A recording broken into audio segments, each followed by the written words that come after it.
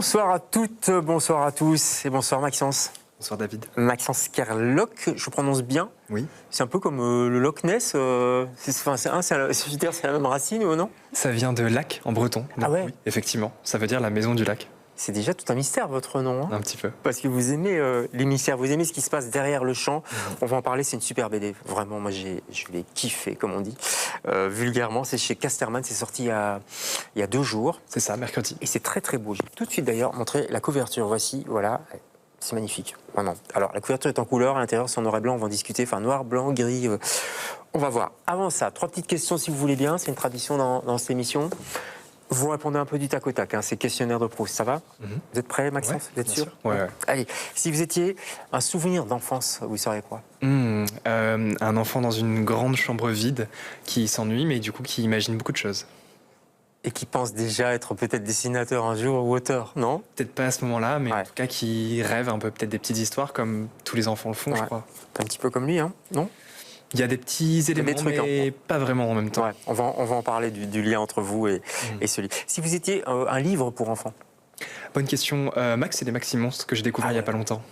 Ah oui, c'est génial. Ouais, c'est un très beau livre. Ouais. Ah oui, ça donne envie de le relire. Oui. Moi, je vais arrêter l'émission, je vais aller le lire. Et si vous étiez un héros de bande dessinée? Ah, bonne question, pas facile. Ah ouais, hein. Faut faire un choix. Pas facile. Si ça compte, l'homme qui marche dans L'homme qui marche de Jiro Taniguchi. C'était déjà chez Casterman, d'ailleurs. Effectivement, En tout cas, la version française. Bah, c'est pas mal. Oui. Bon petit questionnaire. Allez, on va parler de Derrière le champ. Et vous êtes Maxence, l'invité de LCR, ce soir.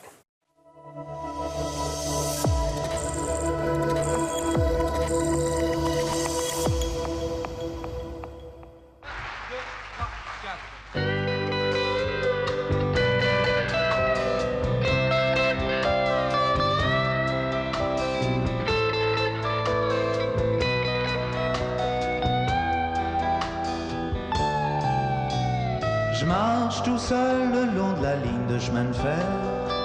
Dans ma tête y a pas d'affaire. Je donne des coups de pied dans une petite boîte en fer.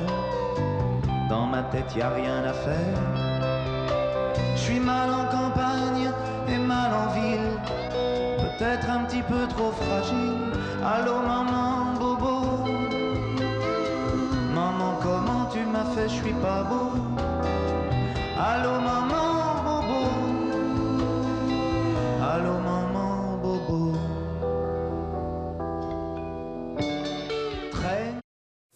Voilà, et puis ça continue. Allô maman bobo. Je vous avez reconnu un petit peu quand même le refrain? Le refrain, oui, je l'avais déjà entendu forcément. Bah ouais. On n'est pas loin de votre univers, moi c'est pour ça que j'ai passé ça, cette chanson, Allô maman bobo, je tape dans une petite boîte en fer. D'ailleurs, ce garçon, on voit la couverture là derrière, ce petit garçon que vous suivez, qu'est-ce qu'il a de vous, justement? Bonne question. Je crois que avant tout, en commençant à écrire ce livre, je suis surtout parti d'un point de départ qui est un point de départ de distance. C'est-à-dire que j'ai pas 13 ans, ni 12 ans. Ah bah non, et vous ne seriez pas ici. Non. Effectivement. Et donc, il s'agit de se poser la question de se dire qu'est-ce que ça fait d'avoir cet âge-là. Ouais. Et aujourd'hui, c'est pas mon âge. Donc j'ai été observer des gens dans un collège, j'ai été prendre le temps pour essayer de me plonger dans cet âge-là pour le comprendre. Pourquoi c'est un âge particulier? C'est plus l'enfance, c'est pas encore tout à fait l'adolescence, la grosse crise, etc. On est un peu entre les deux. Vous voyez ce que je veux dire? On est sur une ligne de crête, en fait. Effectivement, je crois que c'est vraiment une histoire sur un moment de passage, qui est le moment où on commence tout juste à quitter le début de l'enfance et où, à un âge où on a vu peut-être juste la famille et l'école, tout d'un coup on voit un peu plus. Et donc c'est forcément un moment de bouleversement et de grands changements. Ça s'ouvre un petit peu, c'est ça, derrière le champ. Le champ, c'est aussi le champ, on pourrait dire le champ de vision. Où, voilà, on va un petit peu au-delà. Qu'est-ce qui se passe au-delà? Qu'est-ce qu'il y a au-delà? Est-ce que c'est du mystère? Est-ce que c'est une vie aussi chiante, entre guillemets, que celle que je vis? Il y a tout ça? Effectivement, c'est à ce moment-là l'envie d'aller voir le monde et ce grand désir et en même temps l'effroi qui est présent en nous. Donc c'est vraiment une histoire qui se situe dans ce sentiment-là. Ouais, et je voudrais qu'on parle un petit peu de la manière dont vous avez abordé tout ça. On voit les dessins là, qui passent derrière vous. C'est Tristan Garcia, tout de même, philosophe, écrivain, qui a écrit à propos de ce livre. Derrière le champ reste longtemps dans la tête, sans qu'on sache très bien pourquoi, qu'est-ce qui s'est passé au juste. Et c'est tout à fait ça, en fait. On le lit, et puis il y a quelque chose de, je sais pas, il y a quelque chose à la fois de statique et de flottant en même temps. Je ne sais pas si ça vous vexe ou si vous êtes OK avec ça. Je suis tout à fait OK. J'écris sans avoir une idée préconçue de l'expérience que devraient avoir les gens. J'aime que chacun s'y fasse son propre expérience, donc ça me fait plaisir que vous me dites ça. Quand je dis statique, ça veut dire, c'est pas péjoratif du tout, hein, ça veut dire, ils sont un peu campés, les personnages dans leur univers, ils peuvent pas trop bouger, l'école, le lien avec son papa, etc. La fille, c'est pareil. Et en même temps, tout flotte un tout petit peu, quoi. Et vous arrivez à montrer ça dans le dessin. Moi, ça m'a fait penser à certains mangas japonais. On parlait de Taniguchi tout à l'heure, mais d'autres aussi. Bien sûr, moi je pense à Asano, je pense à Kiriko Nananan. C'est un héritage qui est important pour moi. C'est là où j'ai senti que la BD pouvait retranscrire des expériences et des vies, et c'est quelque chose auquel je suis attaché. Donc j'essaie de suivre cet héritage aujourd'hui, moi. Ouais, et l'adolescence, c'est un peu leur truc quand même, hein, dans les mangas en général. En tout cas, cet âge-là. Ouais, bien sûr, bien sûr. C'est aussi une thématique effectivement qui m'est chère, mais que je retrouve aussi, on en parlera peut-être après, chez Koreeda, un réalisateur japonais qui est important pour moi, ou chez d'autres gens. Ouais. Le noir et blanc.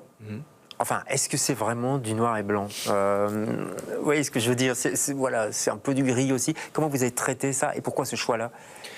Alors, c'est plutôt d'abord parce que c'est un héritage pour moi, comme je le disais, le seinen, Inyo Asano, ce genre de personnes. Donc pour moi, il y a une forme d'évidence au fait de faire du noir et blanc en bande dessinée. Mais c'est un hommage ou il fallait le faire comme ça parce que vous avez travaillé aussi, on va le voir, notamment dans le cinéma, dans l'animation avec la couleur. Donc là, c'était vraiment ça.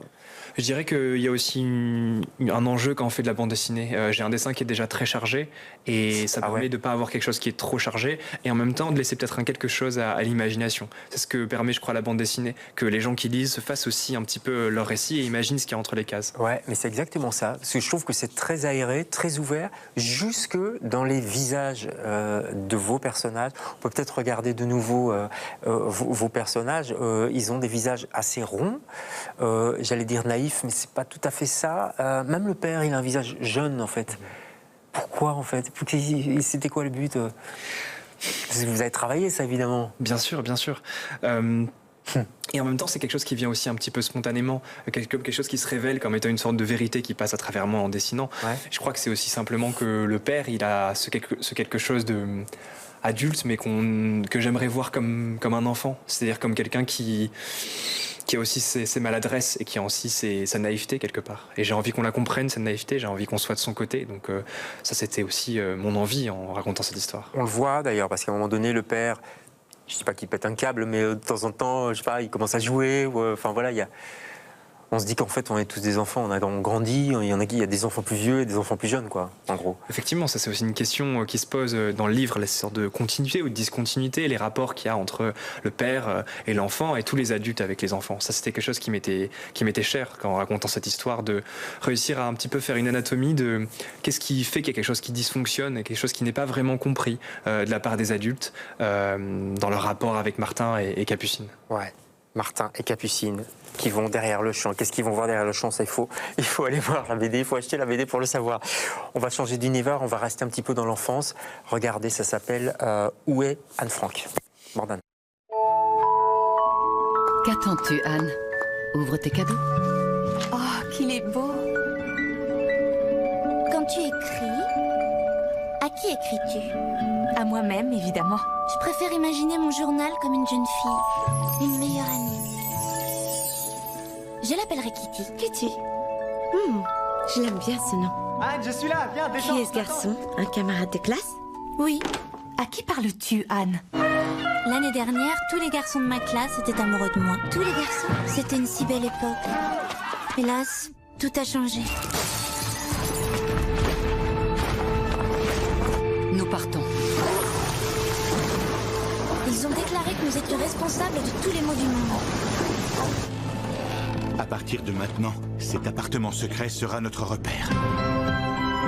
Chaque fois que nous accueillons quelqu'un dans notre repère, nous sauvons probablement une vie. Tu pourrais faire vivre tous ces beaux personnages dans ta tête.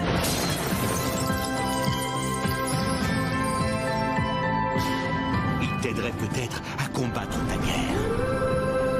Cette jeune demoiselle s'appelle Kitty et elle cherche son amie disparue, Anne Frank. L'avez-vous vu?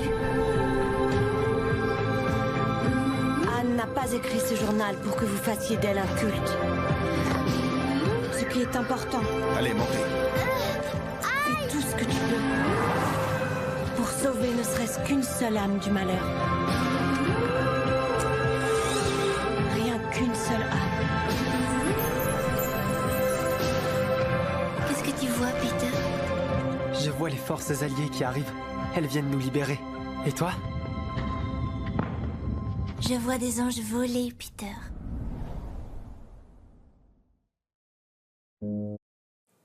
Voilà, le 8 décembre, c'était le 8 décembre 2022. Évidemment, c'est un film qui est sorti il y a quelques années, très beau. Hein, si vous ne l'avez pas vu, allez-y, Harry Folman. Et vous avez un rapport avec ce film. C'est pour ça que je l'ai montré. Pas que celui-là, d'ailleurs. Vous êtes character layout artist sur certains films d'animation. C'est ça? Vous étiez en tout cas.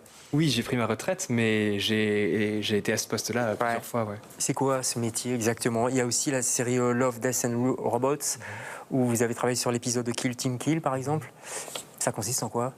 En fait, il s'agit de prendre le storyboard, qui sont des dessins préparatifs de la mise en scène, et juste avant l'animation, de redessiner ces petits croquis de manière plus propre, avant de les donner aux animateurs qui vont dessiner tous les dessins entre chaque dessin qu'on a préparé. D'accord, donc vous êtes entre le début de l'histoire, le brouillon, on va dire, et vous mettez de l'ordre, en gros, quoi, c'est ça? On met un petit peu de l'ordre, mais il y a aussi un enjeu qui est un enjeu de jeu d'acteur quelque part, puisque dans le storyboard, le jeu d'acteur n'est pas complètement précisé, mais à ce moment-là, c'est un moment où il faut prendre des décisions un peu plus précises. Et c'est quelque chose que j'ai essayé de garder le plus possible. J'ai été attaché à essayer de trouver les émotions les plus précises pour chaque moment et toucher à une forme de vérité au niveau des vécus des personnages dans le livre. Ça veut dire que votre expérience dans le cinéma d'animation, ça vous a aidé pour faire un roman graphique? Bien sûr, ça m'a aidé. L'animation en 2D, c'est un savoir-faire qui est très très exigeant, donc ça m'a appris à avoir plus de rigueur et à aussi travailler mon dessin pour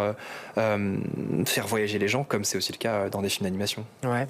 Comment on se lance? Enfin, qu'est-ce qui fait qu'on se dit ça y est, je vais sortir un roman graphique? Enfin, vous voyez ce que je veux dire? Il faut un petit peu, faut passer la barre, quoi. Effectivement, ça faisait longtemps que j'avais envie de faire ça, mais parfois il faut aussi prendre le temps de maturer les choses et d'apprendre pas à pas, raconter des histoires, etc. Et donc le jour où je me suis senti prêt, j'ai proposé cette histoire et aujourd'hui elle est dans vos mains, donc je suis heureux de pouvoir la partager. Avec des chouettes éditeurs chez Casterman? Oui, je suis très très heureux d'avoir pu travailler avec eux. J'ai pu avoir toute la confiance possible et j'ai pu être complètement libre en le faisant et je suis très heureux et je les remercie beaucoup pour ça. C'est pas mal parce que quand c'est un premier, ils peuvent se dire on voit pas trop ce qu'il fait, on n'a pas trop confiance. Enfin, vous voyez, c'est toujours très compliqué en fait. Effectivement, ouais. C'est pas comme si vous sortiez votre 10e roman graphique. Non, bien sûr. Je crois qu'ils ont vraiment été à l'écoute pour essayer de comprendre ce que je voulais faire et essayer qu'on travaille ensemble. Et en même temps, ils m'ont aiguillé avec leur savoir-faire pour faire le plus bel album possible. Ah ben, ils ont bien fait. Ils ont du flair et ils ont bien fait. C'est magnifique. Ce livre est magnifique. Courez, précipitez-vous. Il est dans toutes les bonnes librairies. On termine avec un coup de cœur. On s'éloigne pas trop. Vous en avez parlé tout à l'heure. C'est Correda. Et entre autres, enfin, toute l'œuvre de Correda, mais entre autres, une affaire de famille. Pourquoi ce film? Et pourquoi Correda? Correda, c'est un cinéaste qui m'est très cher parce que c'est un cinéaste qui essaie de se mettre à la place de tout le monde. Et moi, c'est vraiment ce que j'ai envie d'essayer de faire quand j'écris. J'ai envie de pouvoir raconter des histoires de personnes qui sont jeunes, comme dans ce récit, mais aussi des personnes qui sont plus âgées, de milieux sociaux différents. Et Correda, il est capable de faire ça vraiment, vraiment brillamment. Et je crois que c'est ce en quoi je crois quand j'ai envie de faire de la fiction. C'est la possibilité de sortir de soi et d'accéder à une autre existence, une existence qui est autre que la sienne, pour essayer de comprendre l'autre et mieux vivre avec les autres. Ouais. Et une certaine magie qu'on retrouve d'ailleurs chez vous. Est-ce que ça, c'est japonais ou c'est bête de dire ça? Je trouve qu'il y a quelque chose quand même de japonais dans tout ça, non? En tout cas, il y a un héritage au niveau du dessin qui est clair. Je ne sais pas si la magie est japonaise, magie, ouais. Mais en tout cas, il y a clairement une sorte de volonté aussi pour moi de raconter une histoire à un âge où le monde est complètement fascinant, pour la personne qui va la lire, pour les gens qui vont la lire, retrouver un petit peu ces yeux qui sont liés à cet âge-là, pour voir à nouveau que le monde a quelque chose de fascinant et de nouveau toujours à offrir, même à un âge plus avancé. Ouais, même avec un monde qui est difficile. Effectivement. En ce moment, ça nous donne un peu de baume au cœur. Merci beaucoup. Ça s'appelle Derrière le champ. C'est chez Casterman. Vous avez compris qu'il fallait aller voir derrière le livre parce qu'il se passe plein de choses. Merci beaucoup, Maxence, pour ce premier roman graphique. On espère vous revoir pour les suivants. Avec plaisir. Et nous, on se retrouve lundi prochain avec d'autres invités. Bon week-end.